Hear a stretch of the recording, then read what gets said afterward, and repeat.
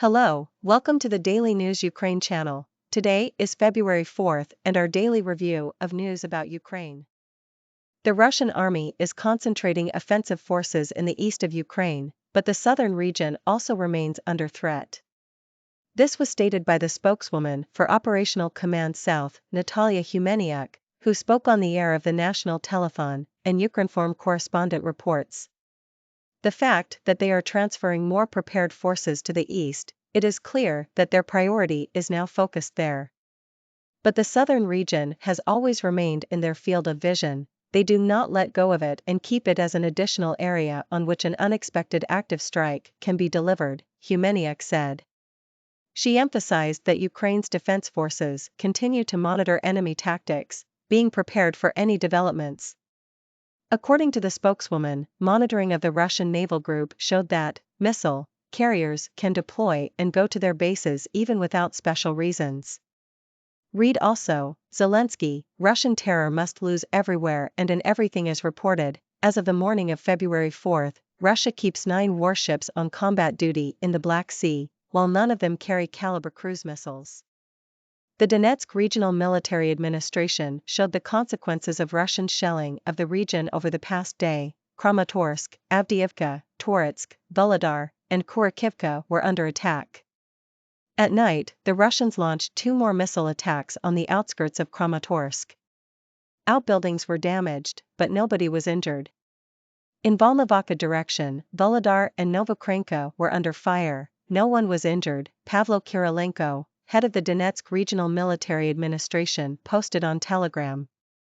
According to him, 3 people were injured in Donetsk direction and 8 houses were damaged in Kurakivka. In the morning, the old part of Avdiivka town came under massive attack. 1 person was killed in Horlivka direction and 7 people were injured in Toretsk. In the town, 34 houses, 2 kindergartens, an outpatient clinic, a library, an administrative services center, a cultural center, a newspaper editorial office, and a post office were damaged.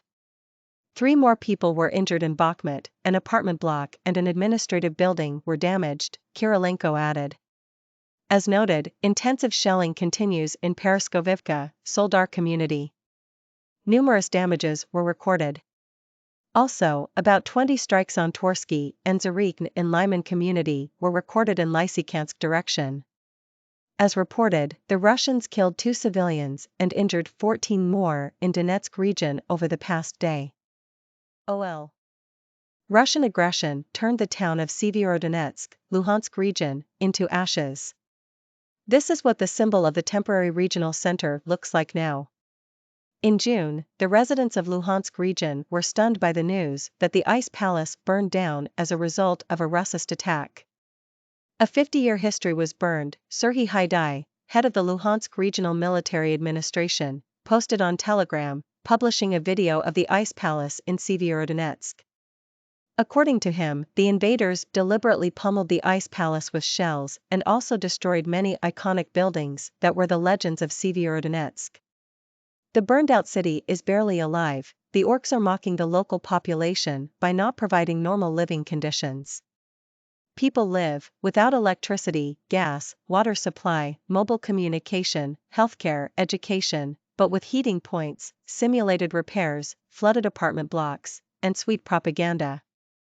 Russian world in all its glory, the governor emphasized. As reported, Russian troops captured Sievierodonetsk in the summer of 2022, OL.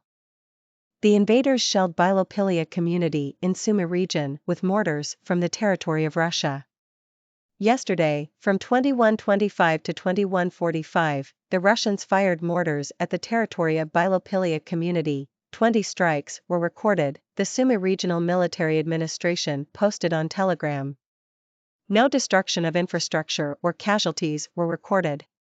Read also, enemy attempting to advance in 4 sectors, suffering heavy losses as reported. According to the General Staff of the Armed Forces of Ukraine, enemy shelling was recorded in the area of Vilna Sloboda, Sumy region, over the past day. OL. The Army of the Russian Federation killed 460 children and injured 919 more in Ukraine. As of the morning of February 4, 2023, more than 1,379 children were killed and injured in Ukraine as a result of the full-scale armed aggression of the Russian Federation. According to the official information of the juvenile prosecutors, 460 children were killed and more than 919 children received injuries of various degrees of severity, the Prosecutor General's office posted on Telegram. The numbers are not final as the efforts are ongoing to establish casualties in the areas of hostilities, in temporarily captured and liberated territories. Most children were killed and injured in Donetsk region, 443, Kharkiv region, 270, Kiev region, 123, Kherson region, 86, Zaporizhzhia region, 84, Mykolaiv region, 83, Chernihiv region, 68, Luhansk region, 66, Dnipropetrovsk region, 63. It became known that on January 31, a 12-year-old boy was killed in a Russian strike on Bakhmut, Donetsk region. A total of 3,126 educational institutions were damaged by Russian bombing and shelling, 337 of them were completely destroyed. As reported, 7 teenagers received shrapnel injuries as an anti-personnel landmine exploded in Kharkiv region. OL. Defense Minister of Ukraine Oleksiy Reznikov reported the creation of a tank coalition in support of Ukraine and announced the arrival of a large number of modern Western tanks. It's official, the Tank Coalition for Ukraine has been born and is actively growing. Soon, we will happily welcome Leopards, Challengers, and Abrams on the Ukrainian ground. A lot of them, Reznikov posted on Twitter. The minister also posted a picture of him and Polish Defense Minister Mariusz Błaszczak. As reported, the day before, Reznikov and Błaszczak held an online meeting with relevant ministers of the Tank Coalition countries. Read also, Reznikov holds online meeting with defense ministers of countries participating in Tank Coalition earlier. Minister of Foreign Affairs of Ukraine Dmytro Kuleba said that the armed forces of Ukraine will receive 120 to 140 tanks of modern Western models, Leopard 2, Challenger 2, M1 Abrams, in the first wave of deliveries. OL. Over the past day, Russian troops shelled 26 settlements in Zaporizhzhia region. According to the report of the National Police Main Department in Zaporizhzhia region, the occupiers fired at civilian infrastructure in the area of Malinivka, Huliapol, Huliapilsk, Kamyansk, Chervon, Zatishia, Yehorivka, Zalizny, Ochakiv, Mali Sherbaki, Novodanilivka, Olhivsk, Mala Tokmachka, Cherivn, Sherbaki, Poltavka, Zelenyi High, Novoselivka, Shevchenko, Novokarlivka, Bilohiria, Stepov, Plavny, Stepnohursk, Zarikn, Kamyshivka settlements over the past day, the Zaporizhzhia Regional Military Administration posted on Telegram with reference to the police data. It is noted that 36 reports on the destruction of houses, apartments, of citizens, and infrastructure objects as a result of the shelling were received. Moreover, the invaders launched 156 strikes on the positions of Ukrainian defenders, using tank weapons, rocket and tube artillery along the entire line of contact, the administration noted. As reported, the Russian invaders twice shelled a settlement and the water area of Ochakiv community, Mykolaiv region, with MLRS yesterday, damaging houses and farm buildings. OL. The Russian invaders fired MLRS twice at a settlement and the water area of Ochakiv community, Mykolaiv region, on February 3, damaging houses and farm buildings. Mykolaiv district. Yesterday, February 3, at 13:19 and 23:22, the enemy shelled a settlement and the water area of Ochakiv community with MLRS. As a result, residential buildings and farm buildings were damaged. There were no casualties, Vitaly Kim, head of the Mykolaiv Regional Military Administration, posted on Telegram. Moreover, yesterday at 13:44, the enemy struck Kutsurub community with tube artillery. No damage or casualties were reported. In Mykolaiv, Pervomaisk, Voznesensk, and Bashtanka districts, the situation was relatively calm. As reported, according to the General Staff of the Armed Forces of Ukraine, the Russian army launched 20 airstrikes and 3 missile strikes, in particular on the civilian infrastructure in Kharkiv and Mykolaiv regions, as well as more than 90 MLRS attacks on February 3. OL. Ukraine has fulfilled more than 70% of its obligations under the EU-Ukraine Association Agreement.